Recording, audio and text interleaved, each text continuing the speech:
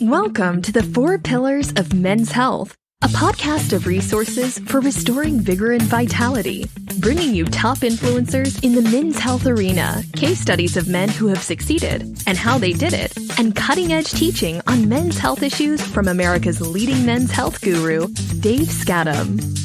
Get ready to take steps towards good health. Here's your host, Dave Skattum. Hey, welcome to the 4 Pillars of Men's Health. I'm so glad that you joined us for this podcast. And I get so excited about this series of podcasts I'm doing. I'm calling it My Story, where I'm just interviewing guys that I know who have reached some level of good health in their life. And just all the unique stories that I hear about people's journeys, guys' journeys that have taken them to a place where they've become more or less healthy. And it's so exciting to me to hear people's stories and how they did it. And I'm especially excited to have on my show today a guy that I've known for many years and grown quite fond of, a good friend of mine. His name is Denis Ouellette. Denis, I'm so excited to have you on the podcast today. Thanks for being here today. Thanks, Dave. I'm glad to be here. All right. So Denis Ouellette, just a little background about Denis, is he is a natural life passionate guy. He just loves our natural health. He's passionate about natural health. He produces a regional magazine called Natural Life News. It goes out to 17,000 subscribers. It has a web presence that reaches worldwide. It's called naturallifenews.com. He's been a massage therapist all his life, and something that's really intriguing to me that I've dabbled in a little bit is he does this thing, he calls it breath work, and it's a therapeutic tool to help people, maybe Denis, you can explain this better than me, but rejuvenate and heal and revitalize their body. And Denis has so many incredible things, and he's such a wonderful, giving person. And if you can check out his magazine at naturallifenews.com, you'll be inspired by what he writes and his writers in that magazine and learn a lot. And so, Denis, I always like to start my project, these podcasts, off with this question: is what is getting Denis Ouellette out of bed in the morning? What is lighting your fire these days? Okay, what is getting me out of bed and lighting my fire? Light my fire, light my fire. So,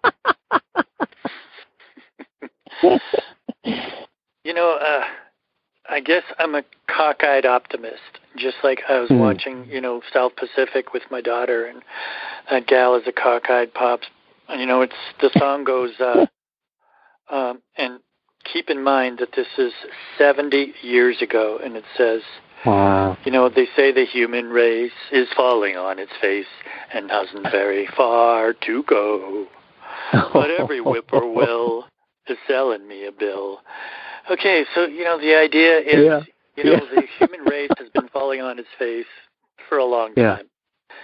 Yeah. And it has a lot to do with your attitude. I've been very blessed with joy in my heart, a connection to spirit, good health. Yeah. I'm 68 years old. I'm not on any drugs. I do have to admit that I've been a little lax with this lockdown in terms of getting out and exercising. But, I've got a treadmill at the house, and I've got a rebounder, and so I've got good health. I've got lots of projects.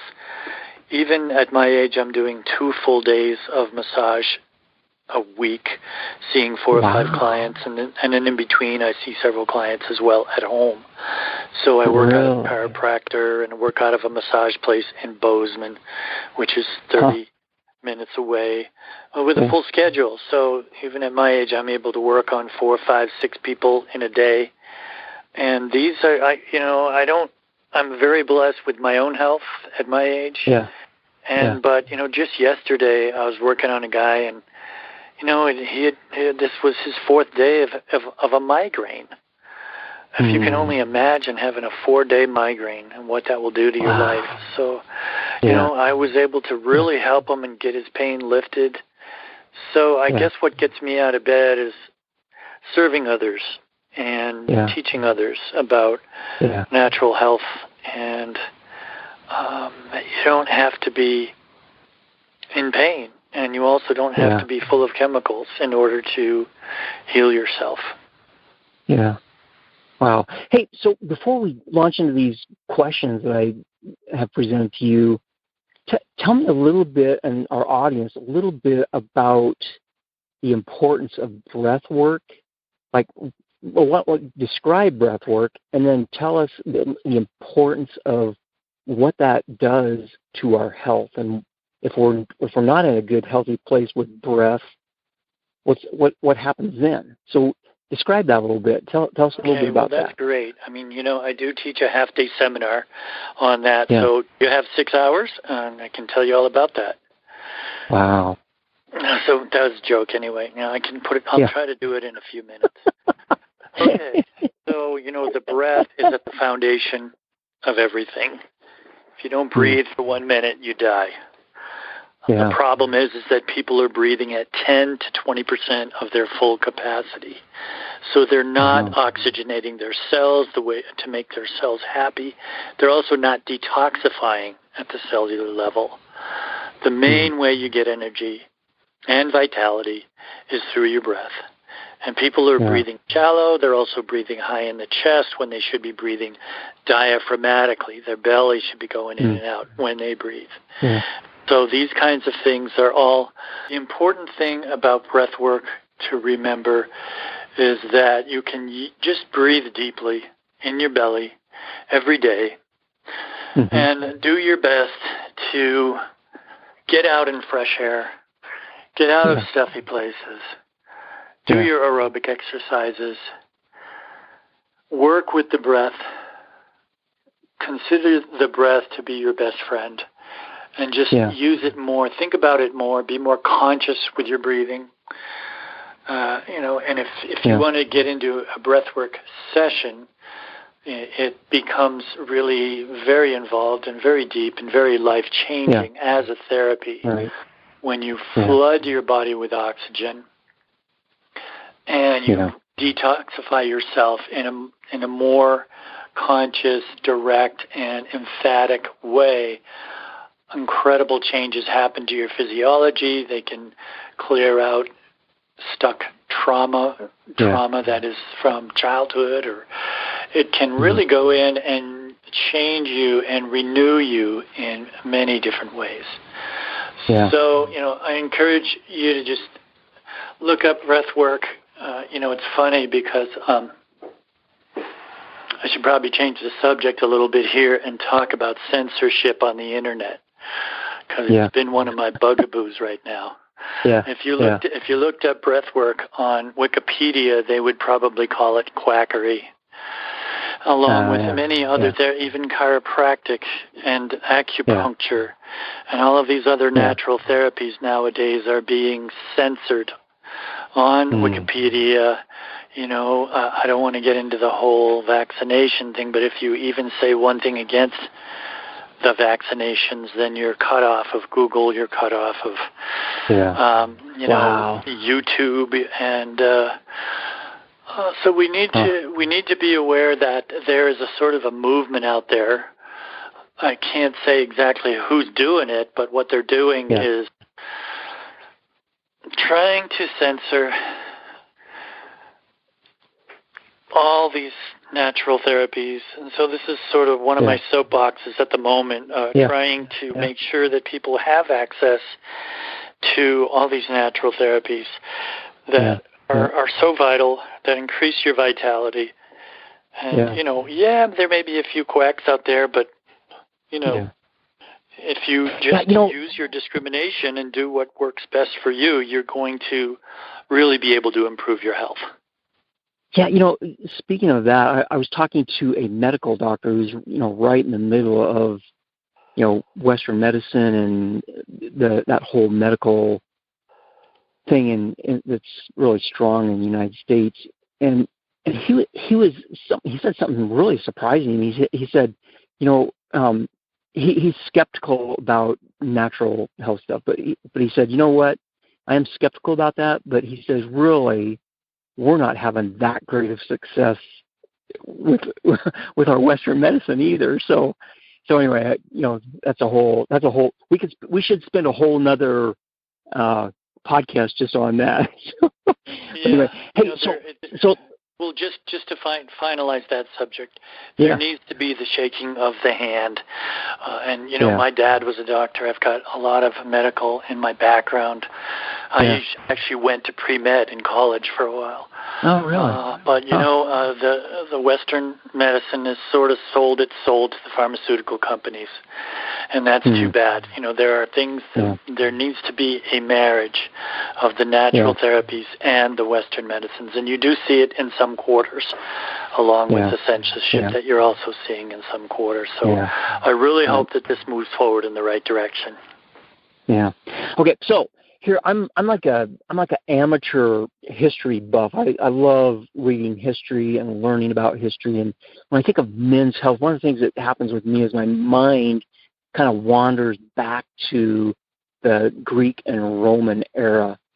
And in my imagination, I see these incredible artists taking this big chunk of rock, of marble, and chiseling out of that this like a model of what they had, I think, in their mind as a perfect man.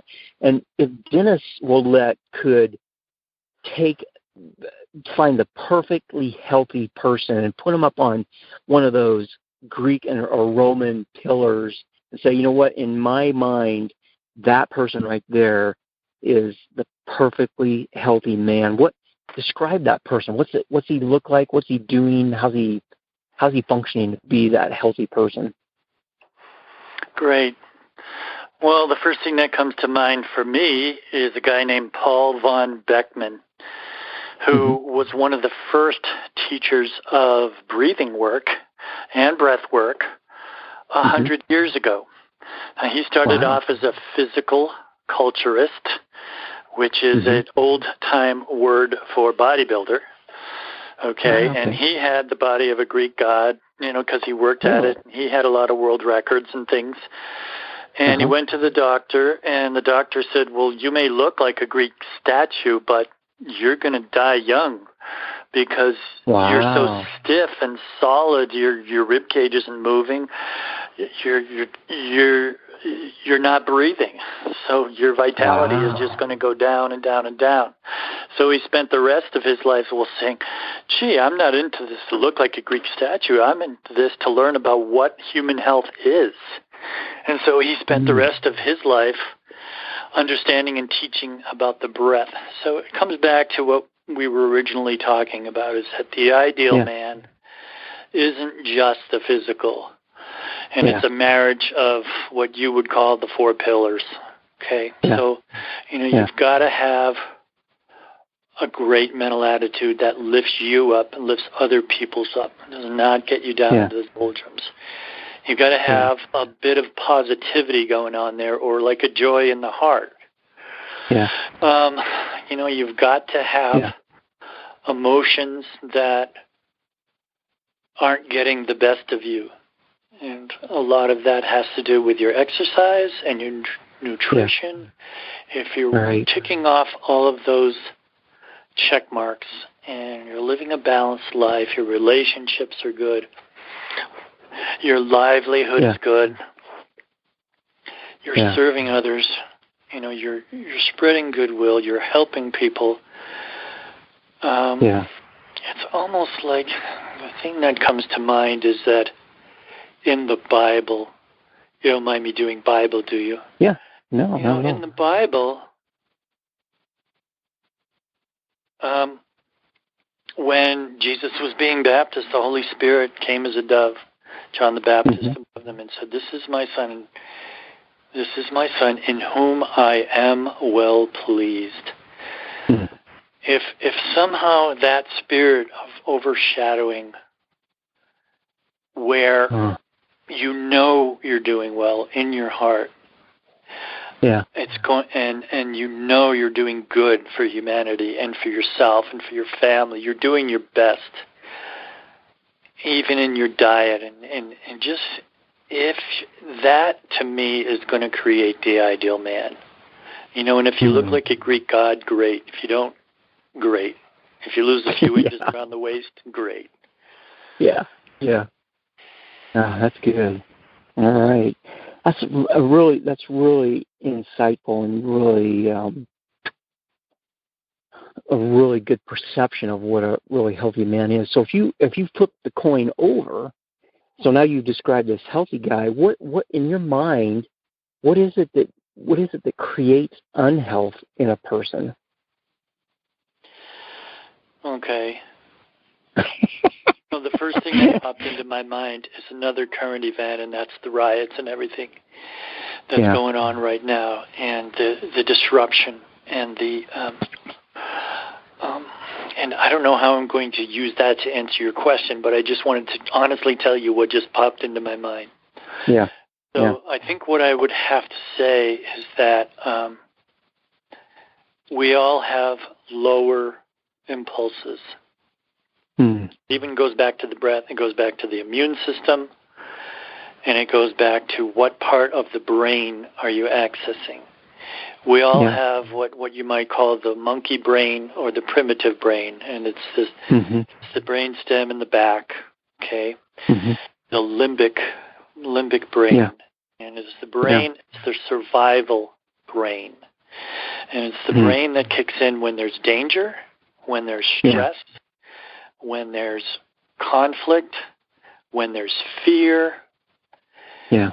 And it goes into fight or flight mode. It lowers the immune system, or vice versa. Lowering the immune system makes you go into survival mode. Right. And what we're seeing in today is upheaval in all of those areas. People just, it could be the pandemic, it could be the fear, it could be the cabin fever, it could that people are suffering from the low economy.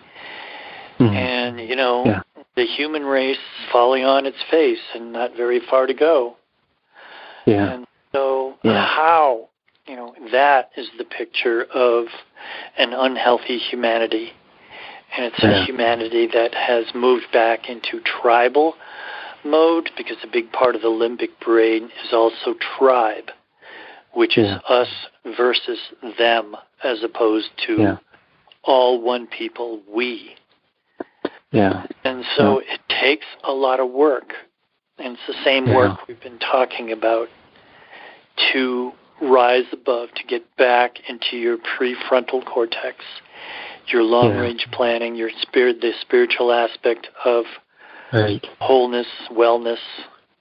It takes work, and it's sort of a downhill, gravity, slippery slope that people can fall into and have a hard time getting out of, and it sort of can snowball downwards.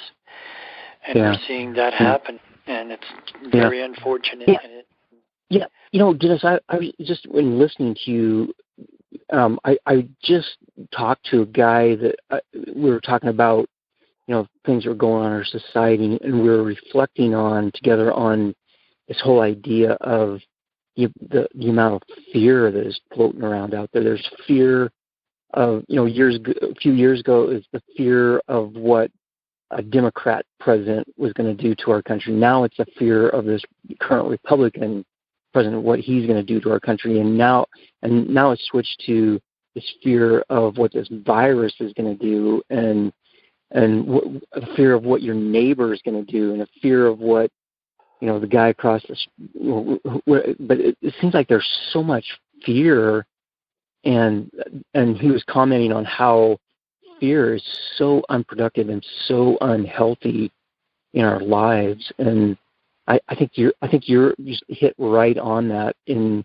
that that's a primitive thing. It's a fight or flight kind of a mode that we're in, and it is more primitive, and we need to rise above that, don't we? Yeah, it's a slippery slope, and sometimes there were people who will foment fear for their own purposes, and you need to find the inner strength. And again, it comes back to the 4 pillars. And another expression that I like to use often is that the only way out is up. Mm-hmm. The only way out is up. It's like you've fallen down a well, okay? And the up is, again, it's the 4 pillars. If you're working hard every day on your spirituality, doesn't matter what flavor you use, could be everything, anything, whatever works for you. The same with diet and nutrition. You can pick your flavor. Even with positive thinking, and even with exercise, getting out in nature is so important. Right. Strengthening the immune system. And strengthening the immune system is not difficult to do. A big part of it, again, is breathing. Okay, we go back to the primitive. Okay, you've got the poor little Aborigine guy in the jungle hiding in the bush because there's a tiger going by. The first thing he's doing is being extremely still and holding his breath. So remember that. Probably the first reaction to fear is holding your breath. So, that would be the 5th pillar, is breathing. Yeah. That's good. And all of these things that everybody needs to do to keep their sanity, probably turn off the news. Because it doesn't matter whether it's right-wing news or left-wing news. It's all coming it's all coming into question now.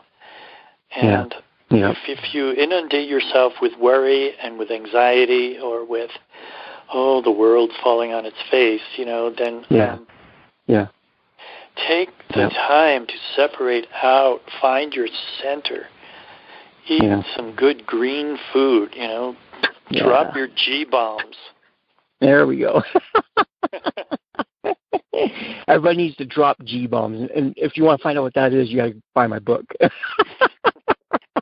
You better tell them right now so they won't think it's real bombs. That's right. Greens, beans, onions, mushrooms, berries, and seeds. There you go. Hey, so let's turn the corner. We could go on a long time. This could be a whole different podcast. But if you when you look back over your life, Dennis, and I know you pretty well, and did you say you're 68 or 78? No, 68. Thank God. Okay, all right, man. Because I had written on my paper 78, and I go, whoa.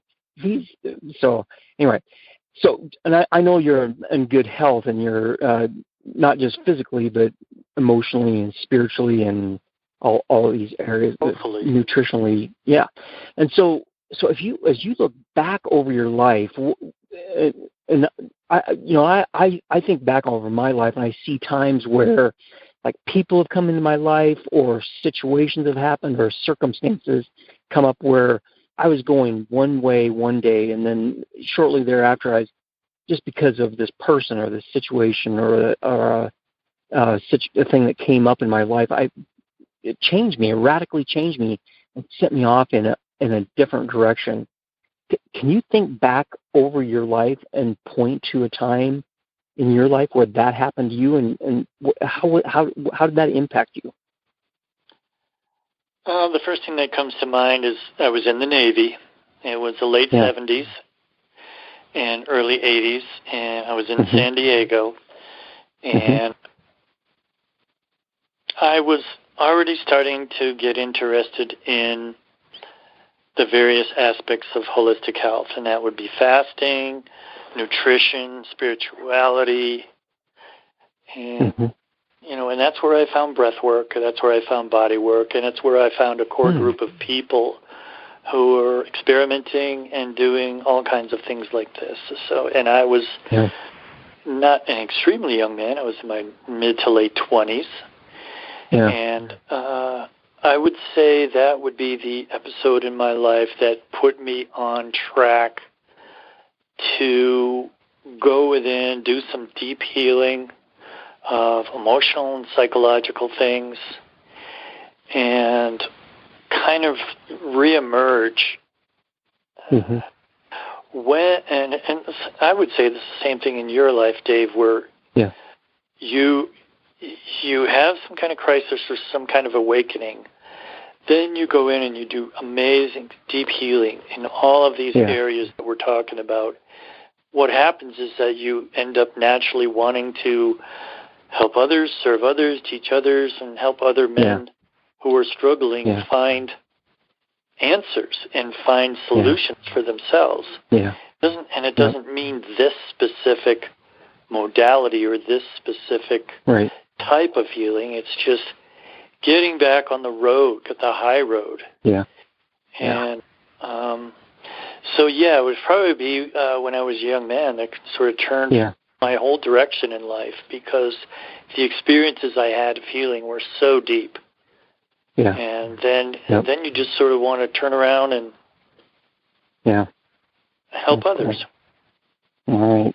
Okay, so Dennis, I have just placed a crown on your head and made you the king of the world, and you have a magic wand, and you can use this wand to help men become more healthy. What do you think would be some key things that you would do with this magic wand that you think would make the biggest impact on men's health in our world?